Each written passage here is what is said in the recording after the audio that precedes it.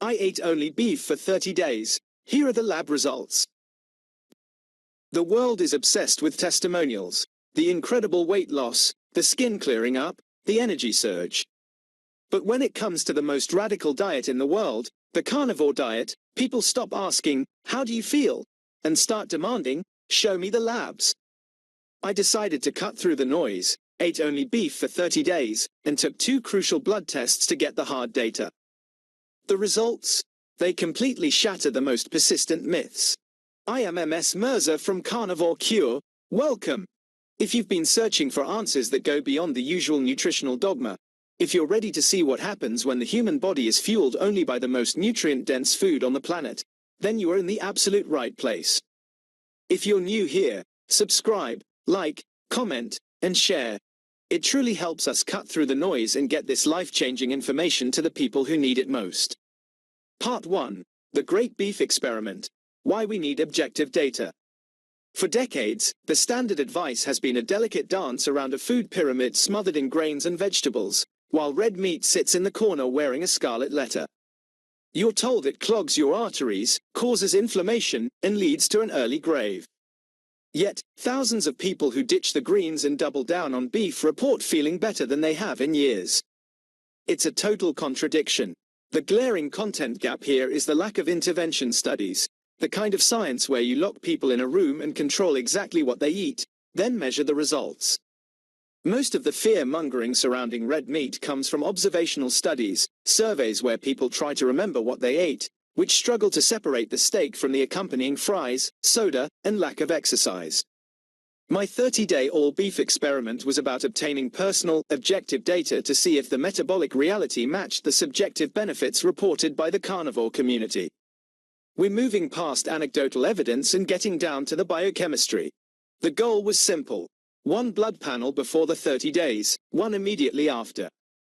We focused on the markers that mainstream medicine claims a high-fat, all-meat diet should destroy: lipid panel, cholesterol, blood sugar, HbA1c, and inflammation, HSCRP. Part 2. The lipid paradox, unpacking the cholesterol shock. This is the big one. If you eat only beef for 30 days, any doctor relying on outdated dogma will tell you your cholesterol is going to skyrocket, paving the way for a heart attack. And for many people starting this diet, their total cholesterol, TC, and LDL-C do go up. Mine was no exception. The raw lab results, the initial shock. Total cholesterol, TC, increased from 185 mg per deciliter to 255 mg per deciliter. LDL-C, low-density lipoprotein cholesterol, increased from 105 mg per deciliter to 180 mg per deciliter. If you stop right there, the story is, beef is bad. But that's the shallow narrative that mainstream sources miss entirely. We have to go deeper and look at the real drivers of cardiovascular risk. It's time for some advanced biochemistry. The critical context, triglycerides and HDL. In a state of nutritional ketosis, which the carnivore diet achieves, your body changes how it transports fat. LDL particles, the infamous bad cholesterol, are essential. They carry energy, fat, to your cells. On a very low-carb, high-fat diet, you need more of these transport vehicles, leading to a higher LDL number. What truly matters for heart health, according to cutting-edge cardiology, is the ratio of triglycerides to HDL, and the nature of the LDL particles themselves. Look closely at what happened to my most crucial heart health markers. Triglycerides, TG, dropped by 50%. They plummeted from 110 mg per deciliter before the diet to 55 mg per deciliter after 30 days. Low triglycerides are highly correlated with metabolic health and fewer small, dense, dangerous LDL particles. HDL-C, high-density lipoprotein, increased by 33%. My protective cholesterol surged from 45 mg per deciliter to a strong 60 mg per deciliter. High HDL is protective. It acts like a microscopic garbage truck, scavenging cholesterol from the arteries. TG-HDL ratio dropped below 1.0. This ratio moved dramatically from 2.44 pre-diet to 0.91 post-diet. A ratio below 1.5 is considered optimal for cardiovascular health. This is a massive improvement, regardless of the LDL number. The reduction in triglycerides and the simultaneous increase in HDL are the signature markers of a profound metabolic health improvement. While my LDL-C rose, the context provided by the other markers suggests that the nature of my LDL particles likely shifted from small, dense, and inflammatory, the truly dangerous kind, to large, fluffy, and benign, the healthy transporters. The LDL number, when viewed in isolation, is meaningless on a ketogenic diet. The low triglyceride, HDL ratio is the true metric of success. Part 3. Silencing the fire. The inflammation marker. The second major myth is that red meat is inherently inflammatory due to saturated fat. This claim is often based on the observation that people who eat red meat also tend to eat a lot of processed foods, sugar, and industrial seed oils, the true inflammatory villains. To test this, we look at high-sensitivity C-reactive protein, HSCRP. This is a powerful, non-specific marker of inflammation anywhere in the body. A low score is what you want. Pre-diet HSCRP, 1.8 milligrams per liter, putting me in the moderate risk category for cardiovascular events. Post 30-day HSCRP, a shocking 0.4 milligrams per liter, which is firmly in the low risk category. This marker was reduced by over 75% in just 30 days. This result is massive. It directly challenges the widely held belief that a diet rich in saturated fat and animal protein is inherently inflammatory. By eliminating the actual inflammatory culprits, refined carbohydrates, sugar, and industrial seed oils, the body was able to turn down the systemic inflammatory response.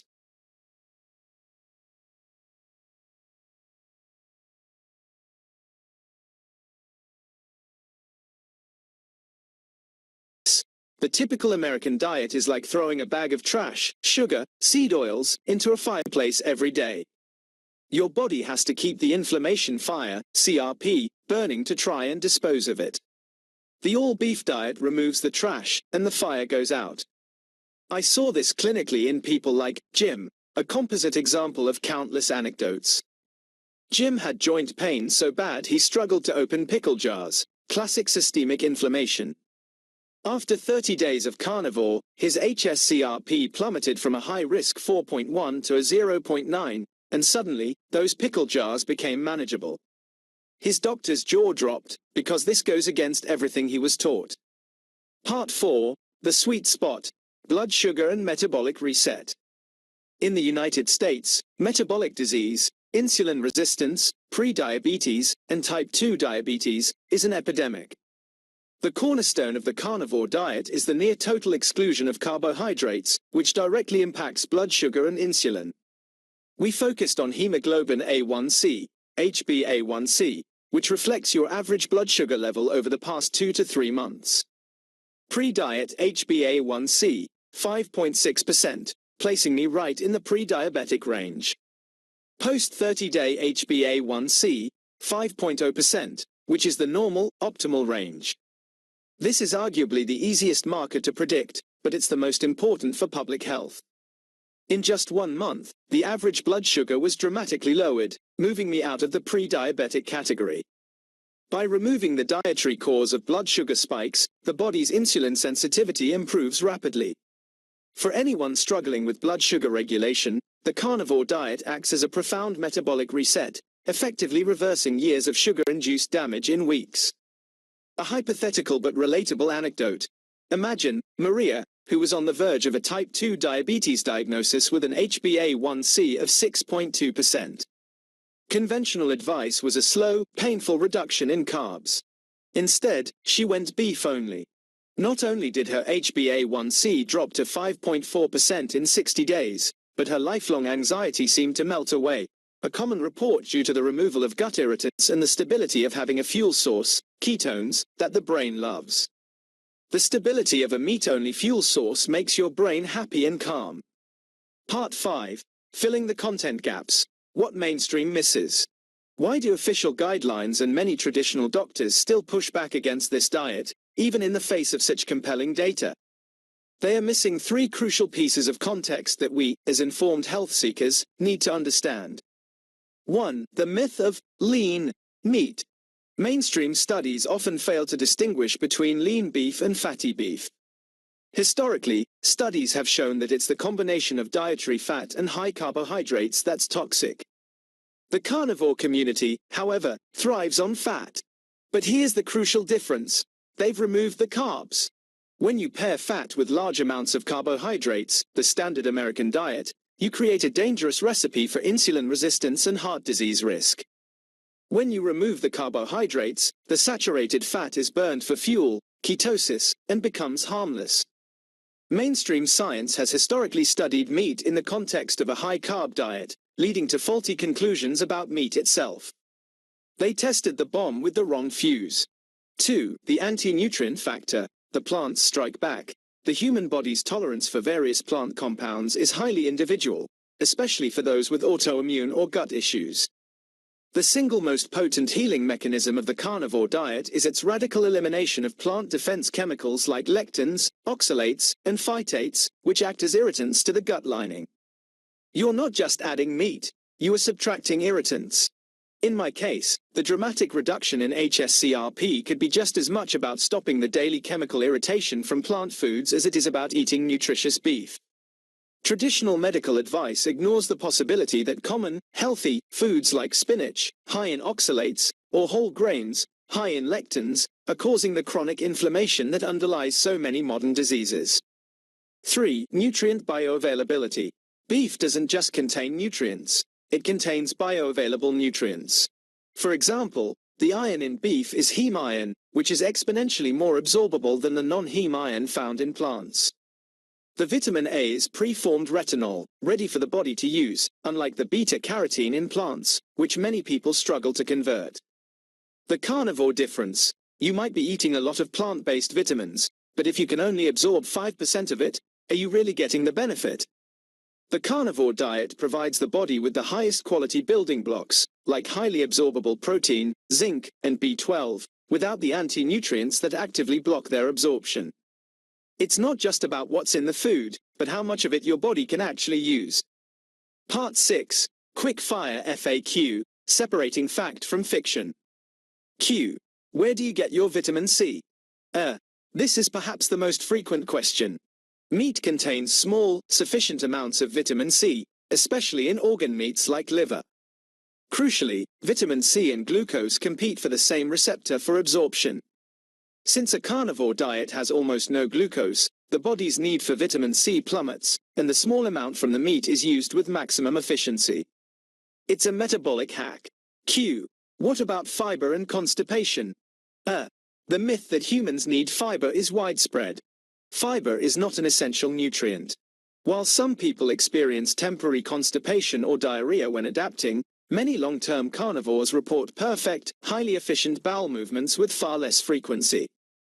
If there is no waste product, fiber, to expel, there is no need for frequent bowel movements. It's an efficiency upgrade. Q. Isn't it just a short-term diet?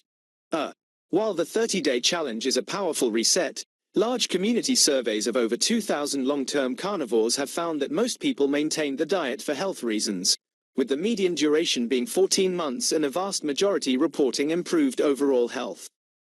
This suggests it is highly sustainable for individuals who benefit from the profound elimination of dietary irritants. Conclusion. The unavoidable truth in the numbers. My 30-day all-beef experiment, backed by objective lab results, provides a powerful rebuttal to the conventional wisdom that has plagued the discussion around red meat for decades. The numbers speak for themselves.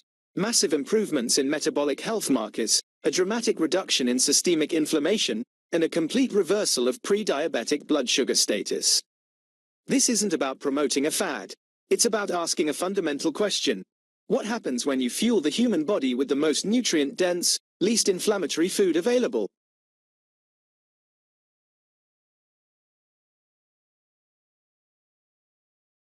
Metabolic healing that conventional diets often fail to deliver. If you're struggling with chronic illness and your labs aren't where you want them to be, maybe it's time to stop blaming the beef and start eliminating the other stuff. Disclaimer. I'm not a doctor. Consult a healthcare professional before making major diet changes.